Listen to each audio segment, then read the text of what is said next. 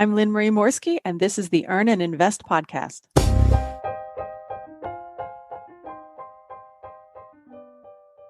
LSD, mushrooms, acid. I had no idea what Alex was on. All I knew is that I received a call from his fraternity brothers. I had showed up to his fraternity house, and there he was, lying on the ground, sweaty, anxious, and hallucinating. I was the only one there who was sober or who had a car, so I got him into my car and took him to the emergency room, and there we were, two medical students in the midst of the emergency room, and he was tripping. I remember being incredibly ashamed because this was the profession that I aspired to be in, and yet here I was, a helpless bystander with his friend. Eventually, Alex recovered. All of his testing, his EKG, it was all normal, and he came down from this relatively intact. But over the years, as a physician, I formed and maintained a bias against psychedelics based on my early experiences. And maybe, just maybe, I was wrong. Lynn Morski is a board-certified family medicine and sports medicine physician who is the president of the Psychedelic Medicine Association and the creator and host of the Plant Medicine Podcast. Lynn Marie, welcome to the show. Thank you so much for having me. I loved your introduction. I am so excited to have you. And let's start with that introduction. It seems like there is a mythology based on psychedelics and bad trips. How much of that is mythology and how much of that is reality? Well, the mythology is based on the use of these irresponsibly. Just like, imagine how many stories we have about how many stories start off with, oh, this person was so hammered, this person was so drunk. Your friend completely recovered because there's almost no overdosing on most of these psychedelics, but we know there's death from alcohol overconsumption and overdose and opioids. There's death from things that we prescribe every day. And it's just that psychedelics, because they came with this kind of counterculture, and then they got really demonized and kind of an odd bystander in this war on drugs. And unfortunately, that's what we heard. And what we hear very little about is the responsible use that can be so therapeutic. And so luckily, in what's going on now, the psychedelic renaissance, which is what led you to reconsider your thoughts about that, we're finding out how powerful these can be as therapeutic agents when used responsibly. Just like people are finding out with cannabis and CBD and other substances, like you can overdose on Tylenol. There's a lot of things that have a great purpose and can be abused. And so the mythology is real. Like, a lot of crazy things can happen if you are tripping, as you say, on a journey and you're not prepared and you don't have a guide there or a sitter, or you don't know what dose you took. That just with anything, if you take some alcoholic concoction, you don't know what's in that, or you take some street medicine that you think is oxycodone and it's not. Like, there's dangers in not knowing what you take in anything. And so there is mythology, but there's so much more to psychedelics. There's so many things you just said that are interesting there. One is the demonization, which certainly happened, and the other is the psychedelic renaissance, which is occurring now. Before we get to all that, how did you get interested in studying plant medicine? You were a family physician, doctor, as well as sports medicine. How did plant medicine come into this? Well, even more so than that, the rarity of me studying psychedelics and plant medicine is even stranger because I'm from a very conservative background. I'm from the Midwest. I did not have an alcoholic drink till I think I was 26. I had never tried cannabis until I was like 35. I'm behind the ball on all of the substances, period. And it, in what will sound like a completely cliched story, I'm a doctor and a lawyer, right? So I've got all these very conservative things in my background, but at Burning Man one year, I had my first experience with LSD, and it was actually none of the things I just described. It wasn't like, oh, I didn't know the exact dose and I didn't have a sitter and all the things that would have been safest. Luckily, the dose was lowish. But over the period of that night, I had like a number of really, at the time, I wouldn't have known to characterize them as such, but like therapeutic realizations during that journey. And this is in 2013. And I just kind of put that back in my head, like, wow, I realized a lot of things while I was on that LSD. And then Later, I had opportunity to take some psilocybin, which is the magic mushrooms, as you referred to before. And every time I did those, and those I was doing with slightly more of a, intentional setting, but I would have more realizations. And I kept thinking like, wow, I continue to have these realizations on these medicines. I had no idea that this whole time there is something called the Multidisciplinary Association for Psychedelic Studies that was founded now 34 years ago. That is, its entire goal is to research the science behind how these psychedelics work. And so I found out about that in 2017. I thought, oh, these aren't one-off experiences I'm having. The entire world has these, therapeutic findings when they're taking these in the right setting. And now we've got studies to back this up. And they had been doing studies before they got demonized. So they were doing studies with LSD back in the 50s. And as recently as the 80s, they were using MDMA, which people may more commonly know as ecstasy, but it's the main ingredient in ecstasy. And they were using that for like couples therapy before that got put as Schedule 1 as well, because it got abused in certain party scenes. So all of a sudden I'm like, oh my gosh, there's an entire field out there of psychedelic science. And then in 2018, I had my first ayahuasca experience. And we can talk a bit about what that is, but it's like a South American tea brew that is made of psychedelic substances. And I had the proverbial 10, 20 years of therapy in one night. And after that, at this time I'm working at the VA. I'm a Department of Defense employee. I can't tell anybody I'm doing this. I certainly can't tell my patients about these things, but I'm seeing patient after patient that is suffering from PTSD, depression, TBI, all these things that psychedelics have been known to address, and I can't tell them anything about it. And so I became really passionate that when I finally got the courage to leave the VA, it was going to be my mission to spread the word about these substances, not necessarily to people, to patients, but to clinicians, because I could tell one person at a time all day long, but if I tell one clinician and they can understand the power, they can pass that along with everybody who comes to them seeking help. You use the term therapeutic realization. It's almost a little bit of an ephemeral term. Do you care to discuss with us any of those realizations you had on that night on Burning Man? It was your first time using a substance like this. Do you recall one thing that stuck in your mind? You're like, wow, that is something I've been working on for a long time and it just hit me. Oh, totally. I could tell you exactly what it was. So they kind of dripped along through the night, and then I got an aha moment at the end where they all came together. You guys can just laugh along with me at how ridiculous this story is. But, I take my LSD and then I'm dancing and I look over and I'm like, wow, I'm dancing really low to the ground. I'm really getting down. And it was like, oh, look at these moves are good. I've been a dancer for life, but I was just thinking, man, my dancing's looking even better today. And then as I look over, I'm like, my thighs are looking thinner. I think I look tanner than I usually do, right? I'm having all these nice thoughts about myself, right? And then at the end of the night, I go into a porta potty, and lo and behold, somebody has put a mirror on the back of this porta potty door, which seems criminal to me. Who needs to see themselves in a porta potty? But they had. So as it was slamming closed, I see that it's going to slam closed. And I have been up all night dancing and biking around Burning Man. And so it's 6 a.m, right? So as it's about to shut, this fear kicks in. It was like, oh my God, you're going to see yourself and you're going to look like a hot mess. And this is going to be you're not even going to want to see what's going on in the mirror. Oh my gosh, years of your makeup's going to be a mess and blah, blah, blah. As the thing finally slams, I see my face in the mirror and I look just fine.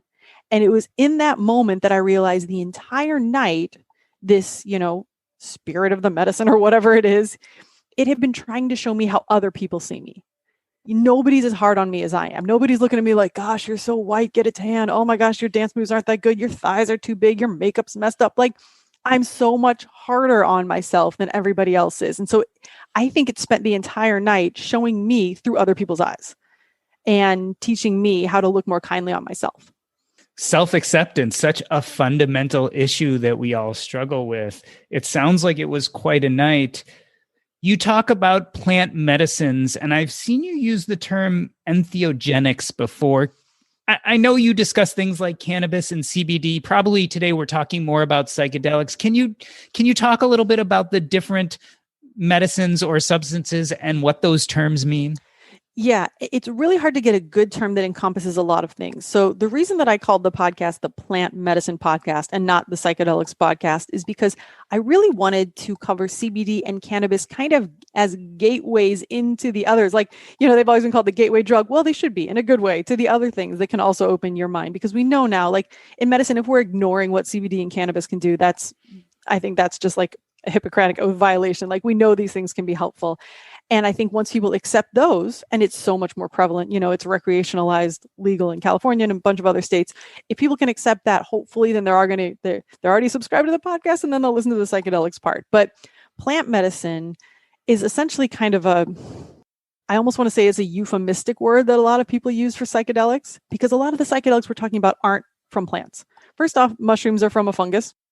LSD, MDMA, those are synthetic.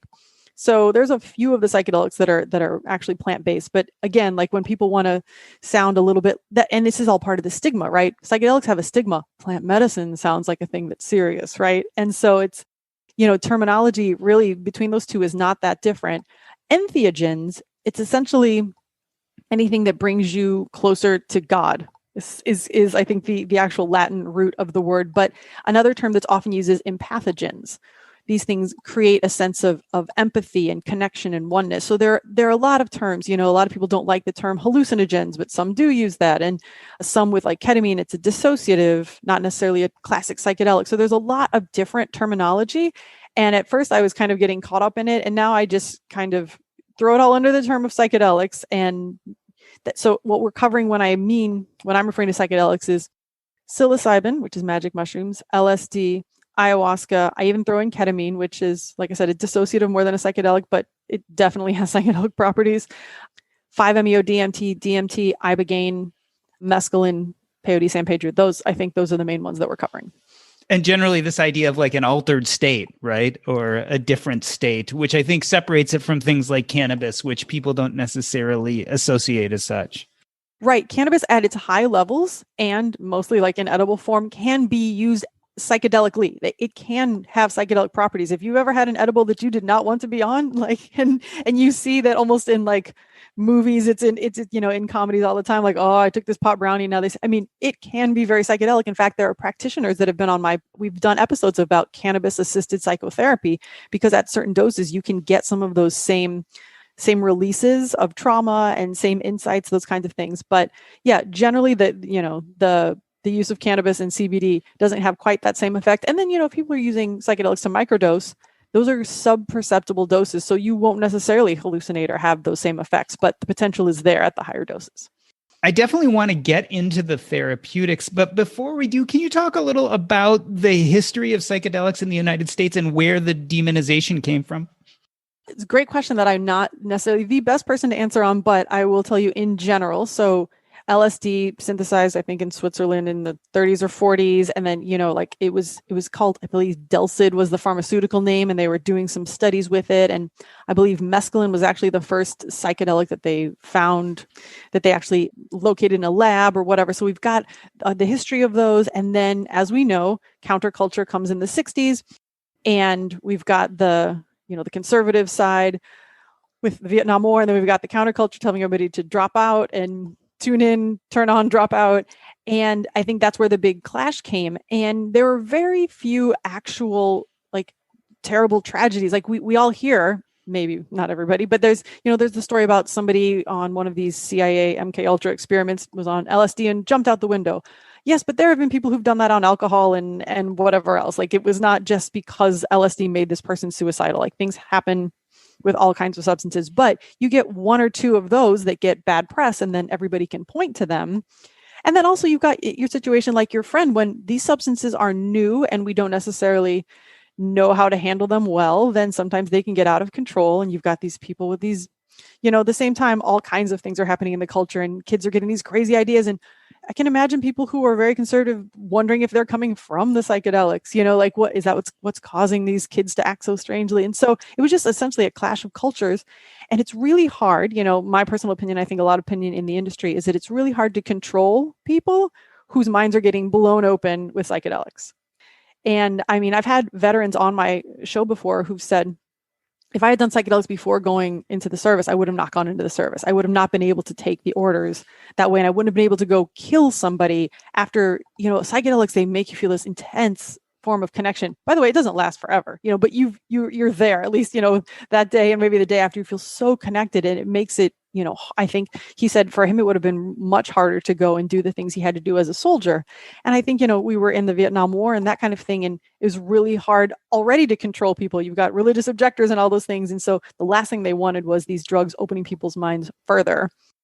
And I think there was just a lot, Timothy Leary did some things, and there was, studies that were being done, maybe not so ethically. And there was just enough few bad actors combined with the conservative mindset that was in the government at the area. And it just combined to be this clash of things that ended up in most of these being Schedule 1.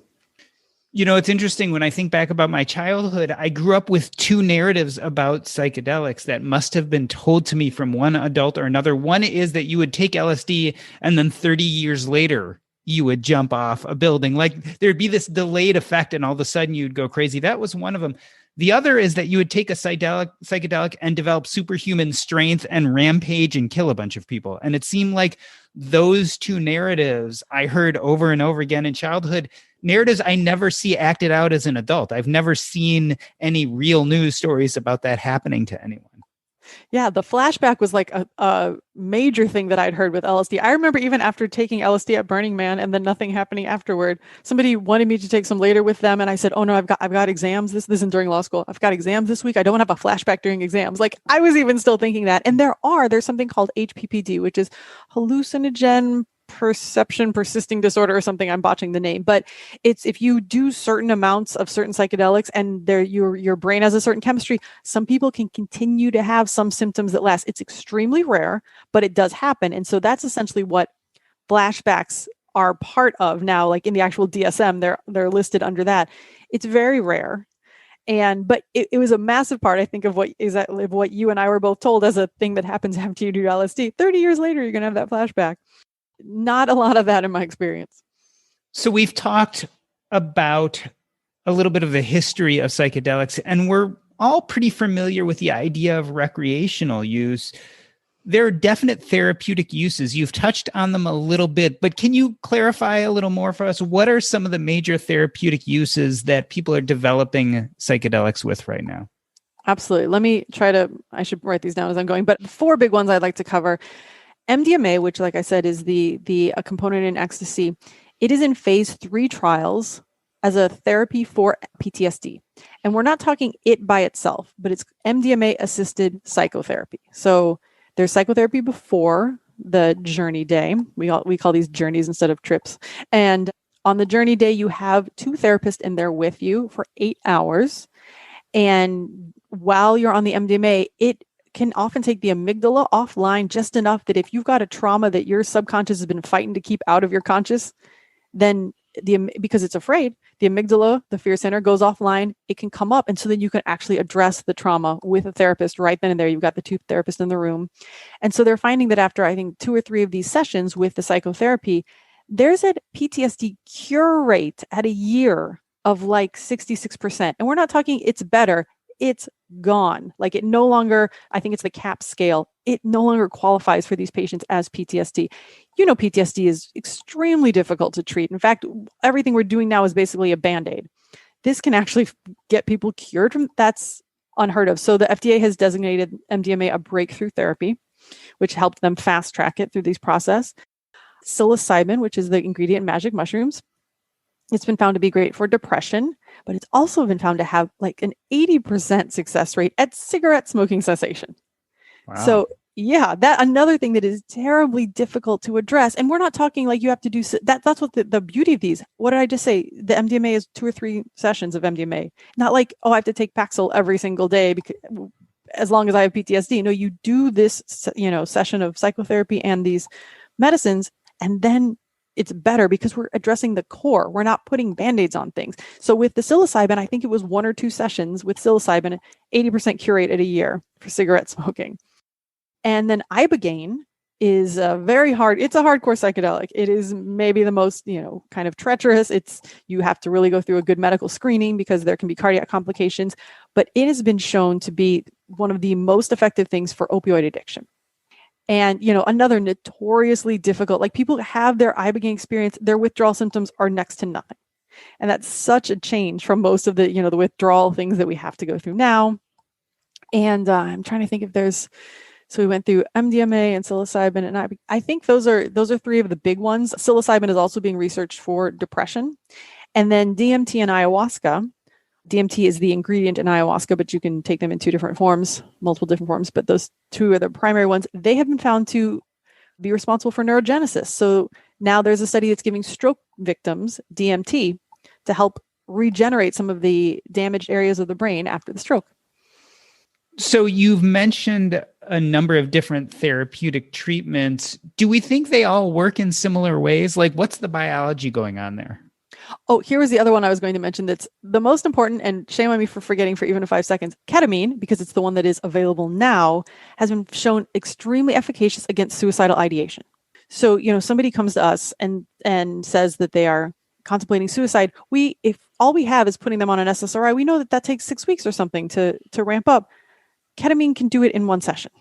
It can break that because it takes you, it dissociates you, and it takes you to a place where, as it was described to me, people who have had no hope for months or years can experience a minute or so of bliss, and they think, oh, hold it, there is something to live for. That is possible. I can feel bliss. This is, it's just my circumstances currently. And it kind of breaks that cycle and that pattern. It's like a pattern interrupt. So ketamine is great for treatment-resistant depression and specifically suicidality. And so you just asked me, oh, do they all work the same way? A number of them work by affecting the serotonin receptor. So the ones that are called classic psychedelics, that's your LSD, psilocybin, DMT, they work on the serotonin receptor. And so, we know SSRIs are working with serotonin as well. So there's kind of that crossover there. And then ketamine works on an NMDA receptor, so it works more with glutamate. But what they're finding, for example, DMT, they're doing MRI studies, and it shows that different parts of the brain are being lit up and others are being taken offline. And so what a lot of these do, and this is a part of anatomy we were never taught about, something called the default mode network. And the best way I think about it is that constant voice that's in your head, just always there. That's your default mode network. And it's like if you slide down a snowy hill every day in the same groove, you're talking to yourself the same way all the time, every day. It's really hard. If that self-talk is negative, that's how are you going to get out of that depression, right? I'm worthless, I'm no good, et cetera, no self-acceptance. What psychedelics help do is they take that default mode network offline and reset it a bit. So then all of a sudden you've got a fresh hill of snow and you can sled down a different way. You don't have to go down that path again. And so that's, they're still deciding and figuring out and investigating how exactly all of these work. But those are some of the mechanisms by which we found them to be therapeutic. So tell us some of the stories of people who've taken psychedelics and how they've helped them. I know through the Plant Medicine podcast, you actually have patient stories on a regular basis. Pick one that sticks out of a story of someone who got a psychedelic and it really changed their life. Marcus Capone, and he's very out and would love me to share his name and his organization because it's called VETS. But he was a special forces operator for years. But even before that, he was a football player. And so he had a lot of traumatic brain injury between the two.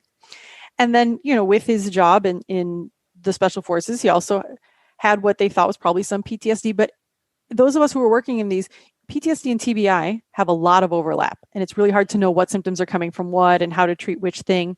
And so Marcus gets out of the military, and he starts drinking, he's depressed, but his mental function starts deteriorating to the point where he went to put up Christmas lights with his family, and he couldn't remember how to put the lights on the tree, very basic things.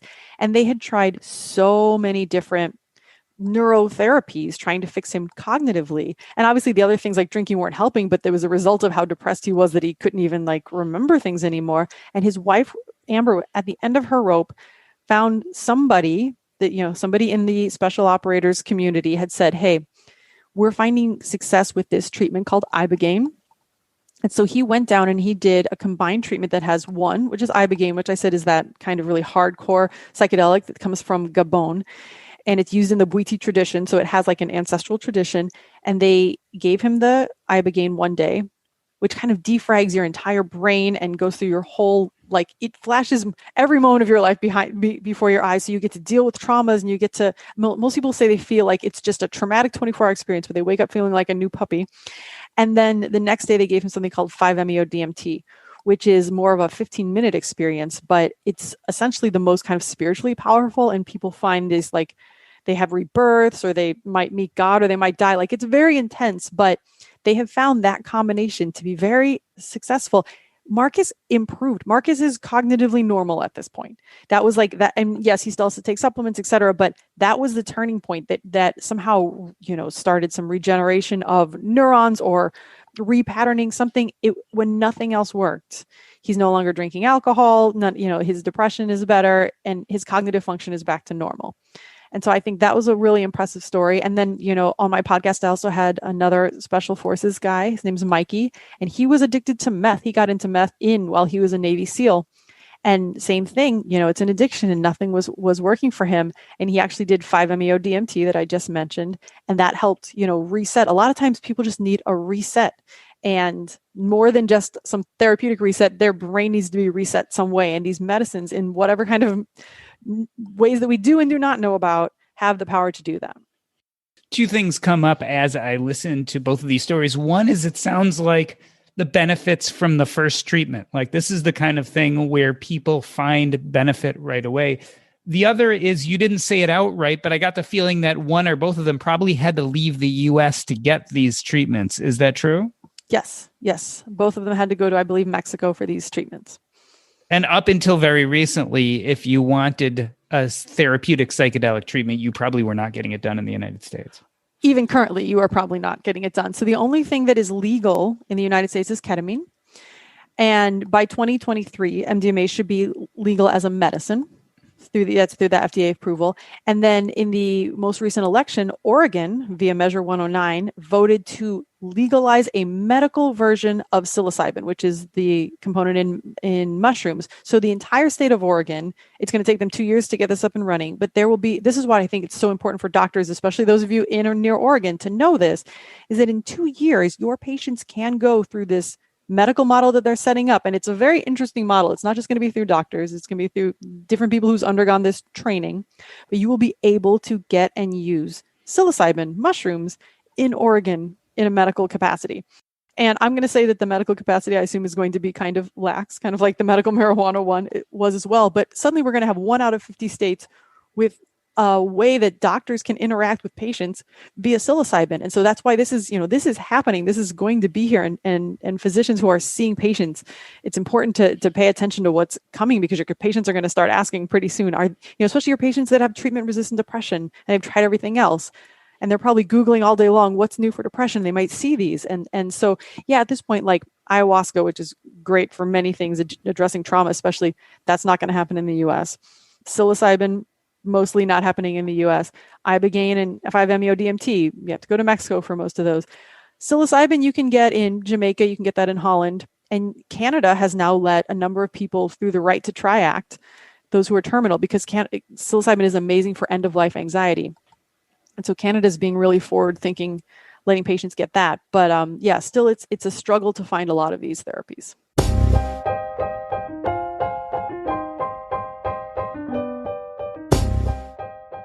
In the first half of the show, Lynn, Marie, and I talk about the history of the use of psychedelics in the United States. After the break, we'll talk about the future. But first, wish you were in early in some of the best performing IPOs of 2019 and 2020?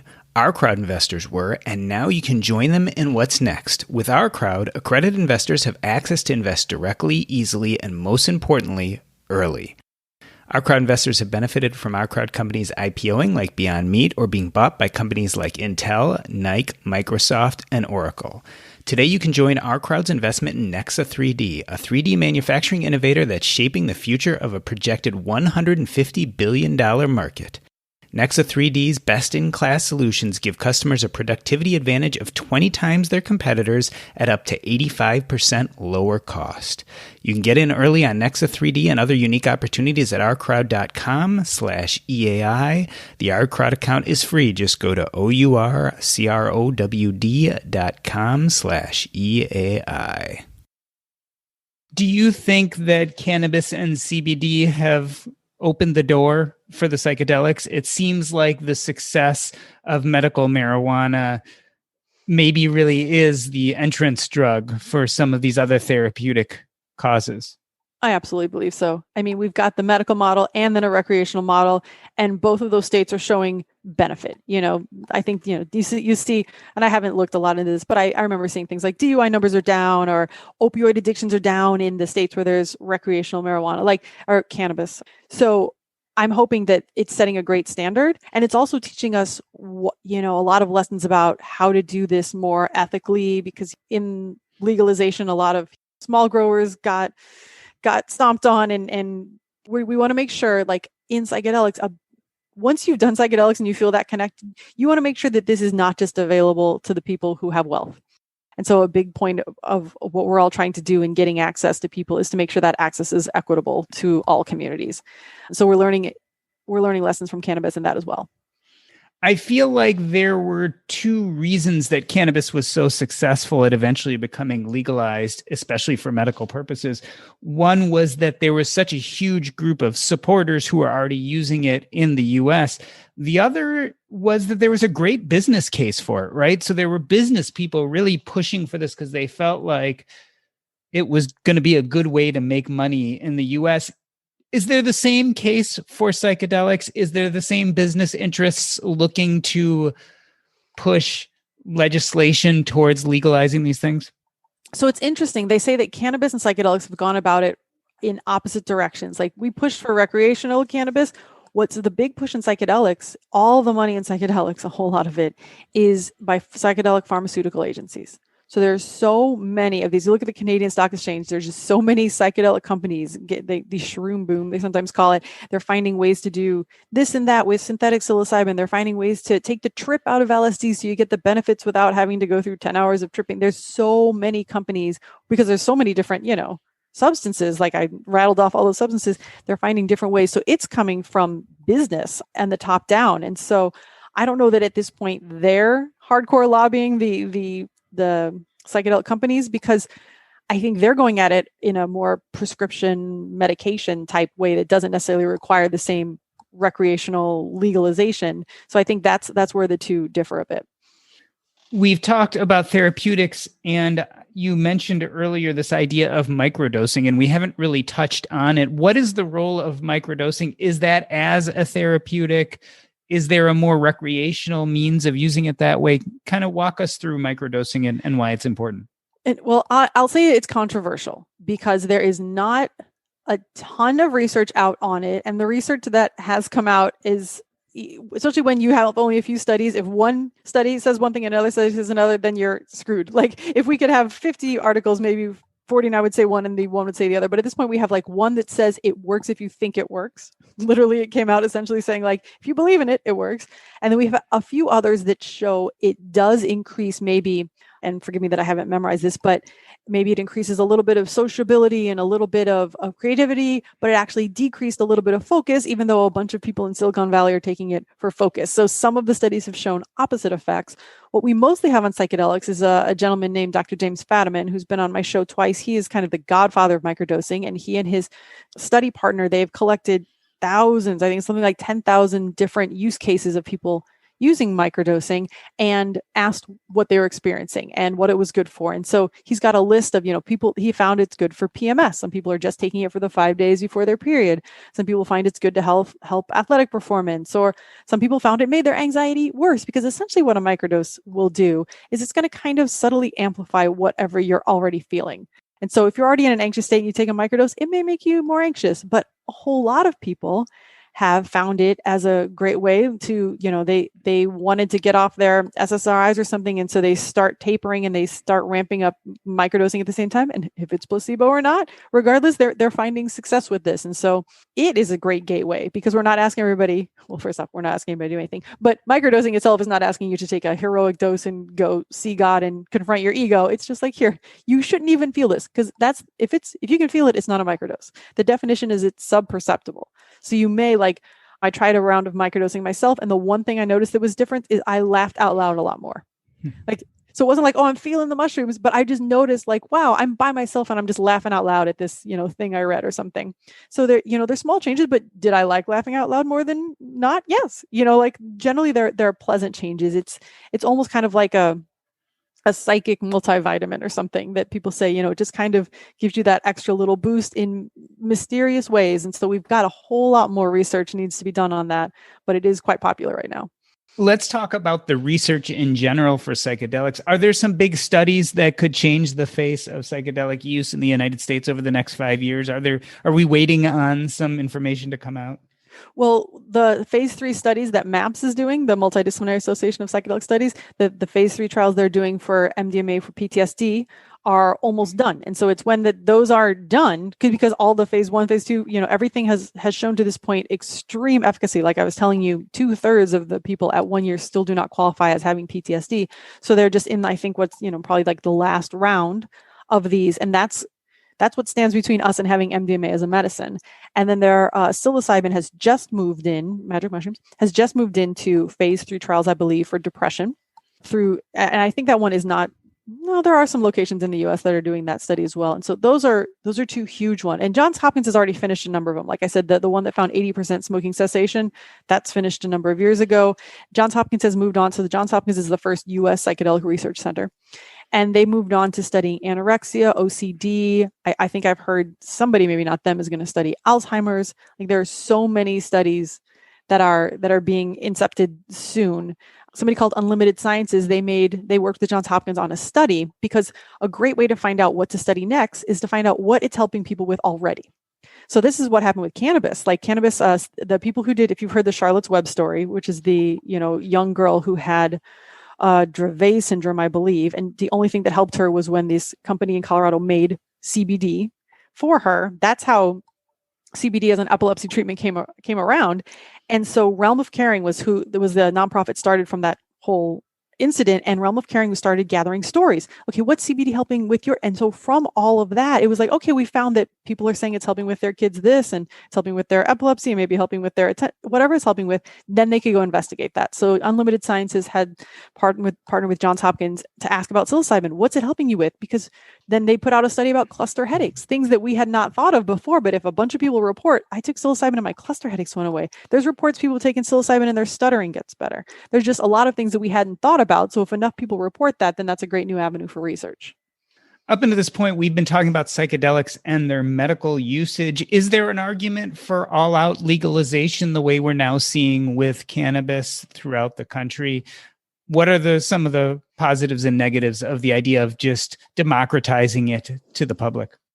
Yeah, I'm a massive fan of legalization of everything, because to illegalize something, to make something illegal is, if you look back, so much of the war on drugs was actually the war on poverty, or the war on people who were not white and not at all. The penalty for cocaine versus crack is like, something like 5 days versus 5 years, and it's the same substance in different form. It just, who was using cocaine? Wall Street people. And who was using crack? Different communities that they wanted to keep down. And so much of the prosecution of making these things illegal is not about them being dangerous. Look at what's killing most people now. Percocet, something that is legal. And so I'm for legalizing all these, because, for example, what Portugal has done is decriminalized all drugs. In fact, that's what Oregon did alongside Measure 109. They passed Measure 110, which decriminalizes most small amounts of substances.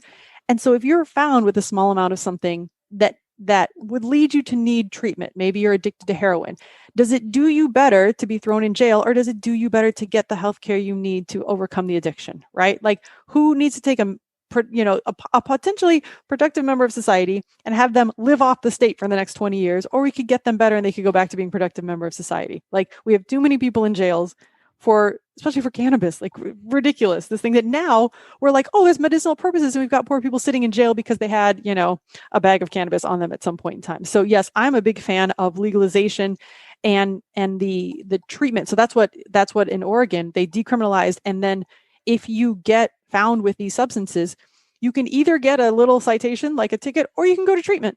And they, it's like, that's what's going to help people. That's a productive society move. And it's a way to equalize things and stop this war on poverty and war on, diverse communities. I feel like when it comes to controlled substances, there's really a dividing line. I think about things like fentanyl and heroin, and it's much easier to support criminalization of having such things just because we know how dangerous they are. Then we look at things like cannabis, and most of us kind of look at it and say, yeah, that's just silly, because the truth of the matter is most likely people are not going to hurt themselves with cannabis. If they're going to hurt themselves, it's certainly not any more than they would with alcohol. Where do you think psychedelics fall on that continuum? Do you see them more as cannabis-like in the sense that it's probably harder to hurt yourself with them versus kind of some of the other hardcore drugs which can cause respiratory depression and we have problems with overdoses? Yeah, for sure. Now, you brought up a good point. Fentanyl and heroin, right? Fentanyl is legal and heroin is not, right? But they're going to do the same thing, right? They're both going to do respiratory depression. They're both terribly dangerous. So what Dr. Carl Hart really opened my mind to, and he just put a book out called Drug Use for Grownups. He is, I believe, he's a professor at Columbia University, but he openly says, I use heroin. And his point in that is that all drugs can be used responsibly. Like alcohol can easily be abused. Benzos can easily be abused. The things that are not even prescription, like alcohol, easily be abused. Things that, like you said, heroin, meth, those are definitely probably have a higher addiction potential. But at this point that we have decided, for example, ketamine is the one that's available now, and it's one of the few psychedelics that has any addictive properties. Psilocybin doesn't, LSD doesn't, only ketamine. So you could be starting to get addicted to ketamine now. And of course, it's legal, right? And so it's really, when we put some as legal and good and safer and better, and then these other ones, then we get back to that same, well, then who's using them? And then we end up in the same kind of war on certain communities situation. And what that's called is psychedelic exceptionalism. When we say, oh, our drugs are good, the ones we're using and we're studying and this and that. And Dr. Hart's point is, I find I can have some therapeutic thoughts on heroin. It's like how these things are used. Heroin, if you're going to share needles and do all that kinds of things, yeah, they're extremely dangerous, but that's because we make it be this shady backstreet thing that you have to do. And so it's really hard for me to draw a line. Yeah. In my heart, I feel that it's the psychedelics, most of the ones that we're talking about are safe, closer to the cannabis. But I also just want to keep it in mind that like creating psychedelic exceptionalism can start to lead us down that same path that the initial war on drugs did. I know in my mind, at least one is overdose potential, right? So again, I think of things like cannabis and the overdose potential is fairly small. Is it safe to say the same with psychedelics? Is it pretty hard to really do yourself damage with psychedelics? Oh yeah, there was this an article came out last year. This woman had done 500 times the normal dose of LSD on accident. LSD is really easy to overdose because people are very often putting a drop on a little piece of paper. Who knows what's on that? Like that one is, I cannot wait till they have LSD as a medicine because it's going to be a lot more easy to decide what people are taking.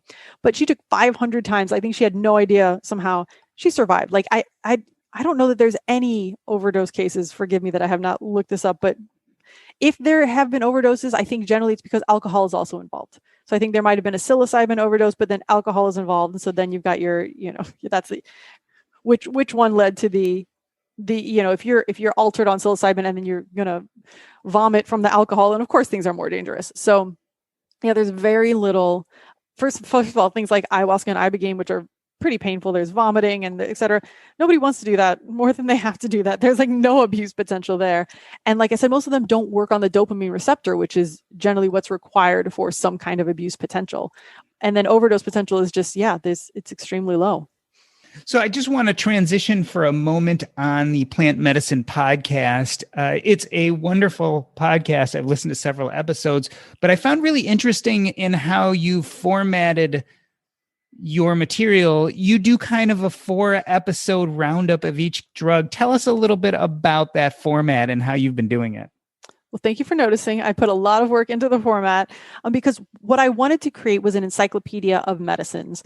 And I wanted to address all the holes that somebody could poke in psychedelic therapy, right? So if somebody comes in, they're like, well, I don't know what it feels like to be a patient. Okay. So every medicine set, we start off with a patient experience. We're going to put you in the mind of somebody who was actually having that experience.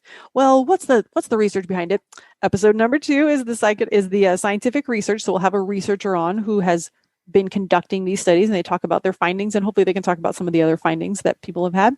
Number 3, it's like, what's it going to be like to go into a ceremony? Well, I have a facilitator on and talking about the practitioner method. So, ketamine is a great example. What is it like for people who come to your ketamine clinic? What kind of therapy do you do with them? What kind of setup do you have?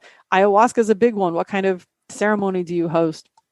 And then the last thing is people always ask, well, is it legal?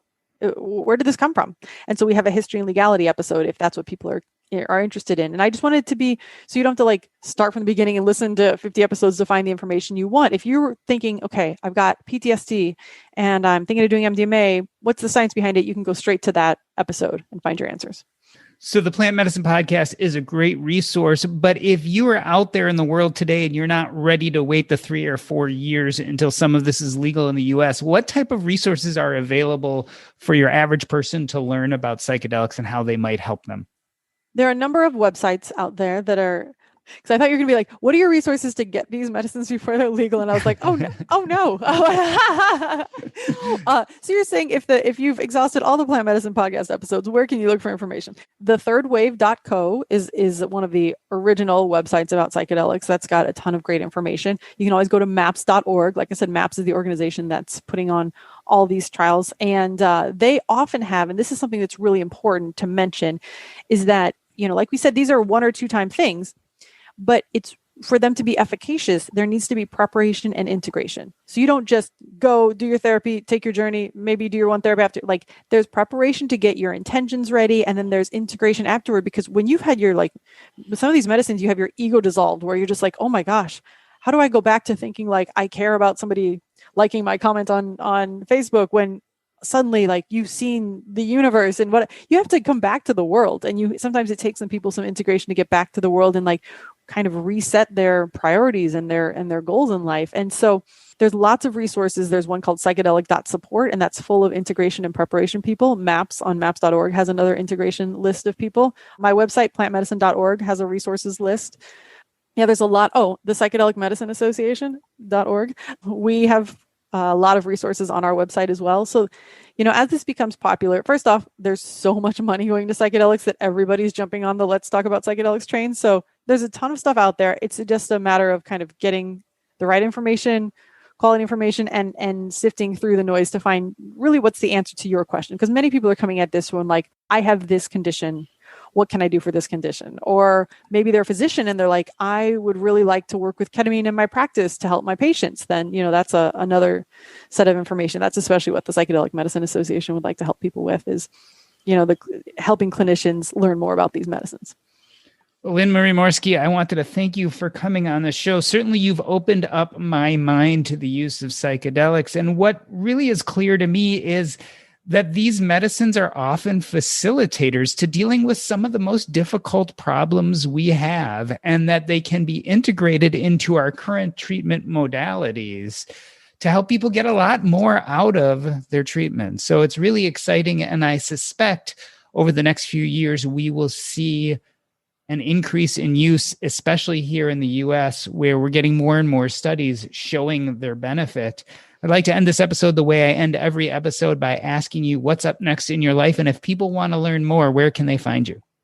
What's up next in my life is that, I have recently founded the Psychedelic Medicine Association with some partners over in Europe. It is a global association, and our entire mission is to educate frontline healthcare providers, physicians, primary care docs, psychiatrists, therapists, probably all of you listening to this episode or some giant chunk of you on these medicines. We're not trying to teach you how to do psychedelic assisted psychotherapy, but we want you to feel comfortable when your patients come in asking questions about psychedelics, or if they come into you with a condition that psychedelics can treat. We'd love to have you be more comfortable telling them about the medicines and what contraindications there are and when they're indicated.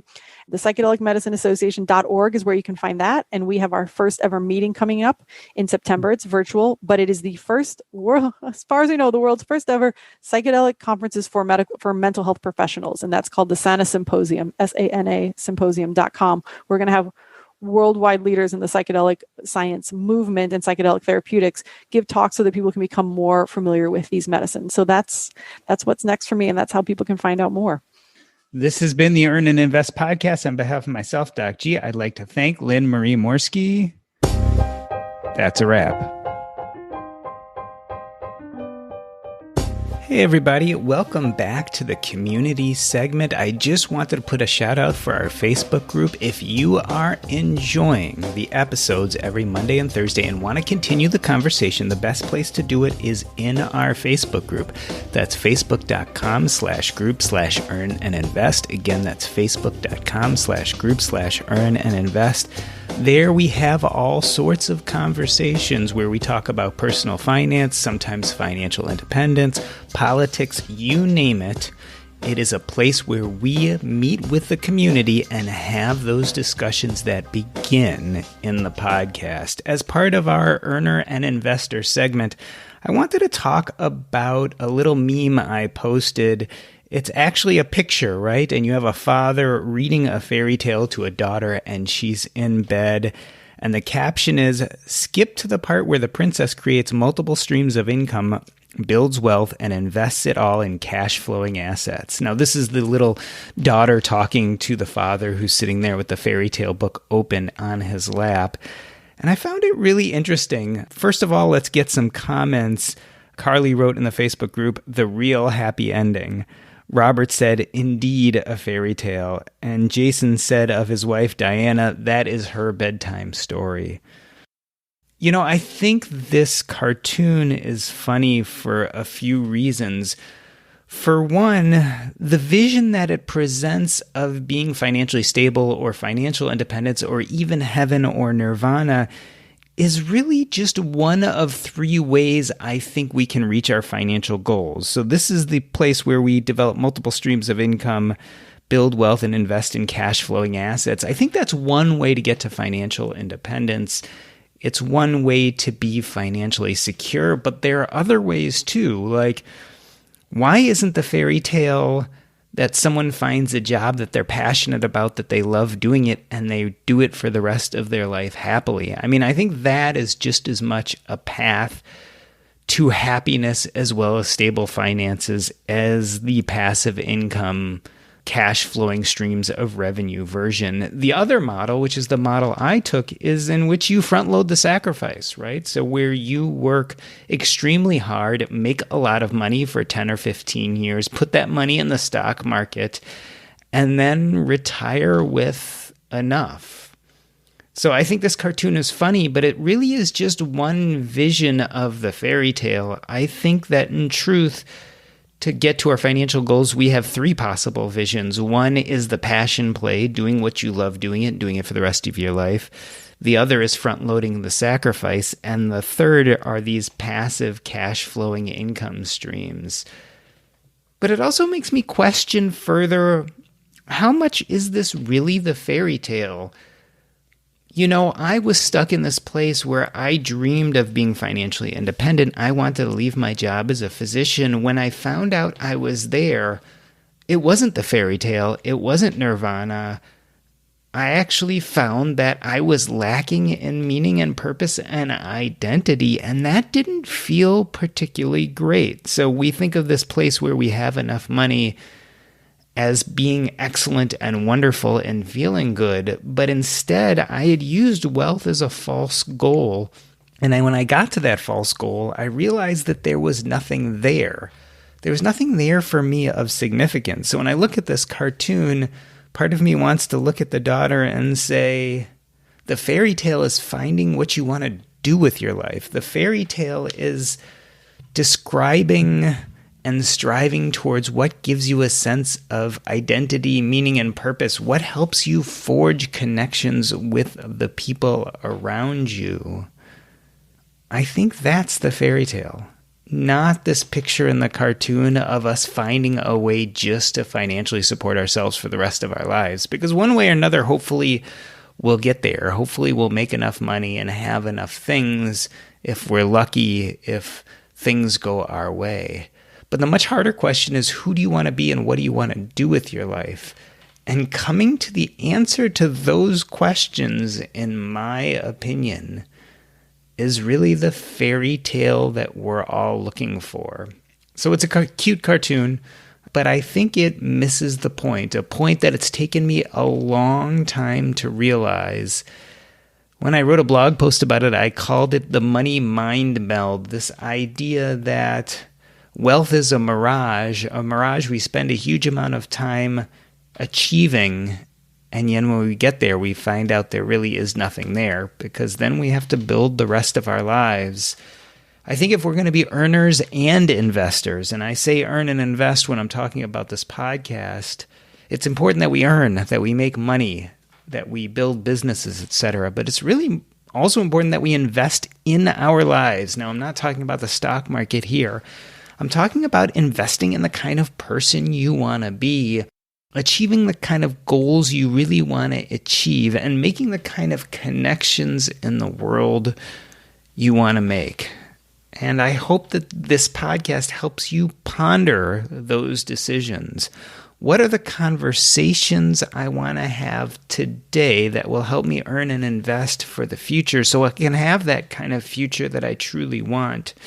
Yes, a future that's financially stable, but more important, a future in which you can use your money as a lever to do those things that are deeply important for you. For me, I found that was not necessarily practicing all of medicine, but it was practicing a slice of medicine called hospice and palliative care. But I also found that money could be a lever so that I could do things that I really enjoy, like making this podcast and writing and public speaking. I hope you're able to find the same thing. I hope you're able to see past the fairy tale of the cartoon to what's deeper and more important. I hope you truly are able to come to and meet your dreams. I hope you have enough money to do that, but more importantly, I hope you have enough courage and insight to realize that the money is just the beginning, and that you can start doing those kind of things, building your identity, purpose, and meaning in life even before you have enough money to call yourself financially independent. We talk about wealth building all the time, but this is life building. This is building happiness and contentment into your everyday life, and it'd really be a shame to have to wait to your 40s or 50s or 60s to that point where you feel like you have enough money to get there. I'm hoping that you can get there much sooner by being a little bit more thoughtful, and also by redefining your fairy tale. That's right. Redefining your fairy tale so you're not dreaming about passive income streams. You're not dreaming about some net worth goal, but you're instead dreaming of what you want to be, who you want to be in this world, and what you want to do with your future.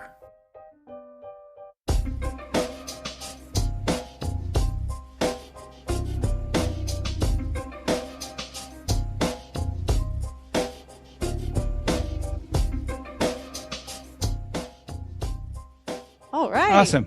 That was a lot of fun. Thank you. That was a lot of fun. It definitely was exactly kind of what I wanted, is just to touch on what it is, what it's about, how it's being used, and kind of just jump in. So I thought that was good. Was there anything you felt like we should have covered that we didn't? Because I can always splice things in. I guess just, from my personal standpoint is what this means for current, I tried to throw in as much as I could in the last few seconds, but you've got clinicians listening, and this might seem like some remind you, things this is to them. not a doctor or clinician podcast. Oh, it's not. Oh, okay. No. Okay. So Earn and Invest maybe is about 10-15% physicians because I'm a Gotcha. physician, but it's more Okay. 90 to 95% general finance people, etc. So Then no, we covered all the things. good. Cool. Well, thank you for doing this. I thought it was a lot of fun. This is going to come out very well. I probably won't put it out for a good 6 weeks or so, depending on where my schedule is, but I will edit it up and send it to you a few days before so you can take a listen. Amazing. And I totally trust you. You don't even need to do that. You can just I post tend to do it anyway, just so you can it hear as it, but well. I Okay. will let you know as it comes closer. Thanks again, and Well, have I a appreciate great weekend. Thank you, you too. Bye-bye. Take care. Bye.